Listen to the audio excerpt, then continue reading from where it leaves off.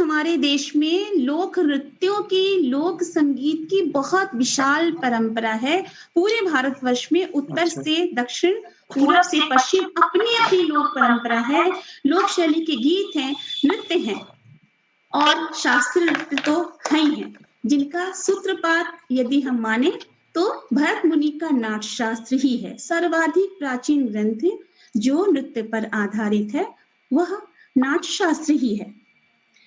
हमारे यहाँ संगीत को इस तरह से पूजा गया कि हमारे मनुष्यों ने उसे पुरुषार्थ प्राप्ति का एक बहुत बड़ा लक्ष्य माना और इसीलिए हम देखते हैं कि जीवन में प्रत्येक क्षणों में जो हमारे संस्कार होते हैं, उसमें नृत्य संगीत का बहुत महत्व है। जन्म होता है तो छठी बरही, फिर मुंडन में, यज्ञोपवीत में, विवाह में, लगभग प्रत्येक संस्कार में हमारे यहाँ जो नृत्य और गायन वादन की परंपरा है वो आज भी जीवंत है। कहीं-कहीं मृत्यु यात्रा के में भी, जैसे कि दक्षिण की अय्यर जाति जो है, वहां पर जब परिवार का कोई वृद्ध विधुर गुजर जाता है तो उसकी शव यात्रा में घर की स्त्रियां नृत्य करती हैं। क्यों? क्योंकि यह एक खुशी का क्षण है। एक वृद्ध विधुर जिसने अपने पूरे जो है वंश में अपने पुत्र को, पौत्र सभी को देख लिया, अब वो जाकर अपनी पत्नी से मिलने जा रहा है, वो परमेश्वर के पास गया है, तो ये जो है उनके लिए खुशी का क्षण है। तो वो वहां पर नृत्य की परंपरा आज भी बनी हुई है।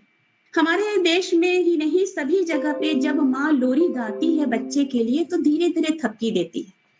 वो जो थपकी देती है उसी ताल के साथ वो बॉडी मूवमेंट भी उसका होता रहता है। ये है नृत्य का प्रथम, कह सकते हैं, पग, जहां पर एक हाथ से वो थपकी देती, दूसरी हाथ से उसके बॉडी मूवमेंट होते हैं।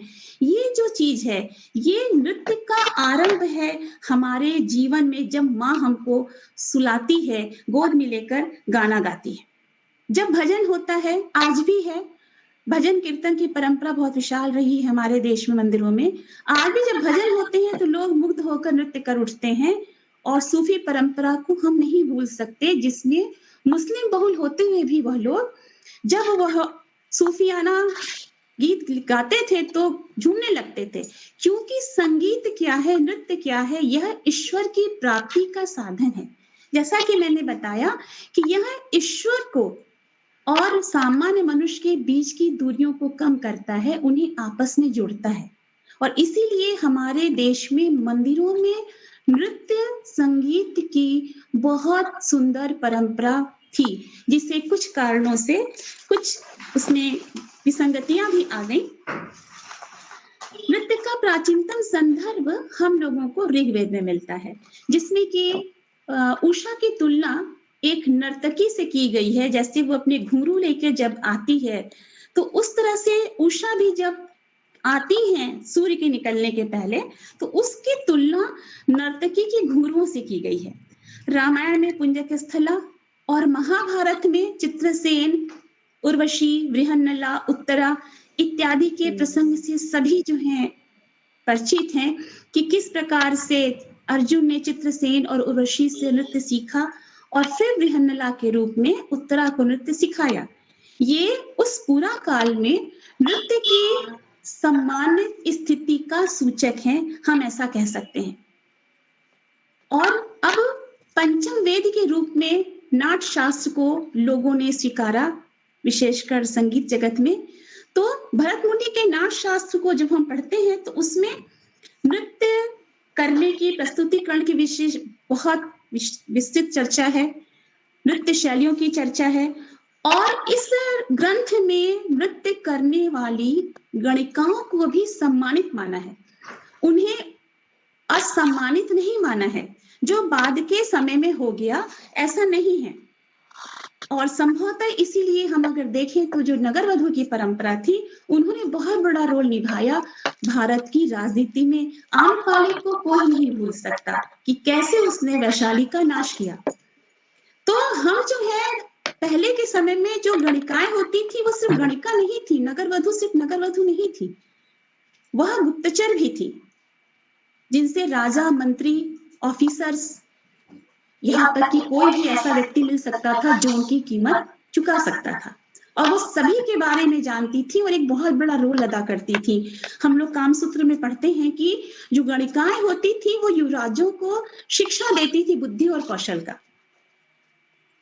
तो ये जो चीज़ है, तो ये नृत्य के प्रति एक आस्था सम्मान का भी सूचक है, क्योंकि हमारे देश में देवदासियों और नगर वधुओं 2 के द्वारा नृत्य जो है वह सुव्यवस्थित रह सका, सुरक्षित रह सका।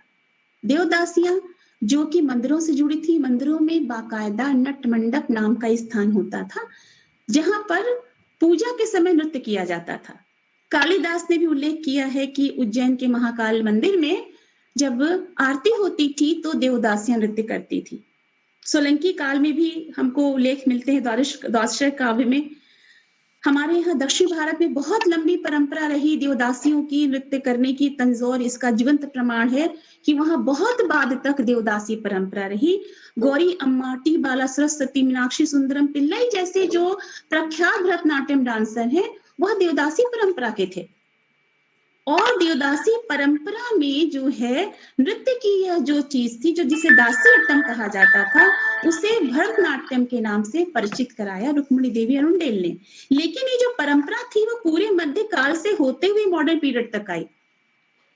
महरी इन्हें कहा गया उड़ीसा में, और पुरी का जगन्नाथ मंदिर वह लास्ट मंदिर है जहां पर बहुत दिनों तक महरी प्रथा थी।